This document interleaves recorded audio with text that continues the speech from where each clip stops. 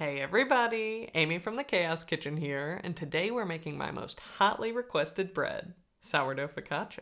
In the US, focaccia has been tragically miscast. She's been typecast as the dry, overpriced sandwich slab at bougie cafes. And frankly, it's criminal. This recipe is a full exoneration. Truly great focaccia is tall, bubbly, and stretchy with a crackly golden brown crust and a brilliant olive oil flavor. Just a few simple ingredients and some patient dimpling stand between you and bread greatness. Bonus, you can load it with herbs, veggies, or cheese to make edible art. This is bringing the main character energy to your summer table, and I hope you have as much fun making it as I do. Now, grab your olive oil, flex those fingers, and let's dig into some chaos.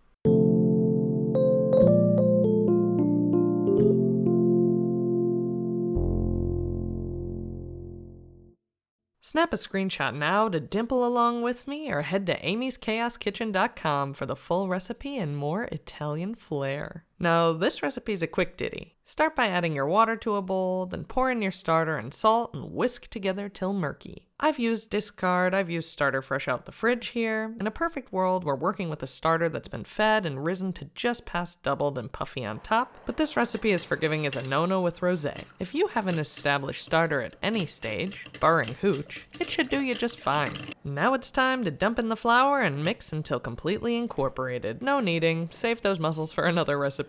Just mix until no traces of flour remain, then cover and let rest for 30 minutes. Now it's time to move into some stretch and folds like a glutinous yoga instructor. This step is as easy as it sounds. Generously wet your hands. This is non-negotiable.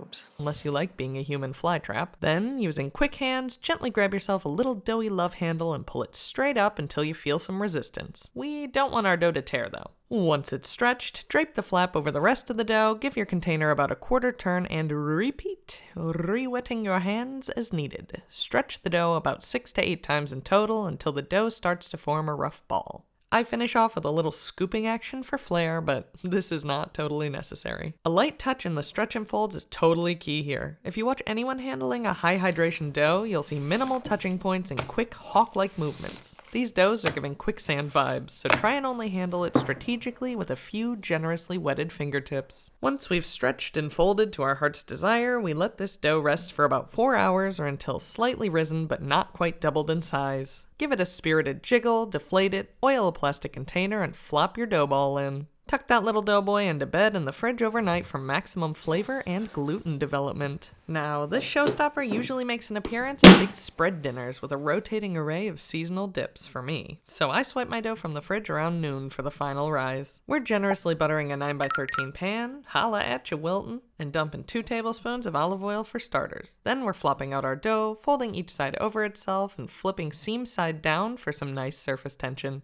Ensure that the whole dough blob is coated in olive oil like she's ready to sunbathe in Rome, and cover loosely until bubbly, conspicuously jiggly, and inflated to the edges of the pan. So our final rise is very temperature dependent and can take anywhere from 4 to 8 hours depending on the heat in your kitchen. It's not an exact science in terms of timing here, so use your senses. Preheat your oven for the last 20 to 30 minutes of the rise to 220 degrees Celsius or 450 degrees Fahrenheit, and let's get to dimpling and dazzling. Drizzle a generous glug or the remaining 2 tablespoons of olive oil over the dough, oil up those fingies, and dig in. Slightly spread and gently wiggle your fingers as you dimple to get those gorgeous pockets and dramatic bubbles. Once our doughy deep tissue massage is over and our dough is sufficiently dimpled but not deflated, get to topping. I like to call this pattern my Italian Flair focaccia. If you're opting for fresh herbs like me, don't forget to oil them first. This baby bakes at a high temp for a hot minute, and dry herbs will perish in your oven. If you're opting for cheese here, always use cubes. Save that shredded cheese for some mac. Then pop on your veg, salt with vigor, and don't be afraid to get weird with it. This is the closest we get to edible art. Slap your focaccia in the oven and stare it down disbelievingly for the next 25 minutes until golden brown, crispy, and as the Italians would say, esquisito. Remove from the oven, take pictures of the evidence, break bread, dig in. We did it. We took this thing from blob to babe. I love to tap in a rotating menu of seasonal dips with this bake, my personal favorite being the chaotic wild card that is vodka sauce topped with homemade basil pesto. Dream big, people!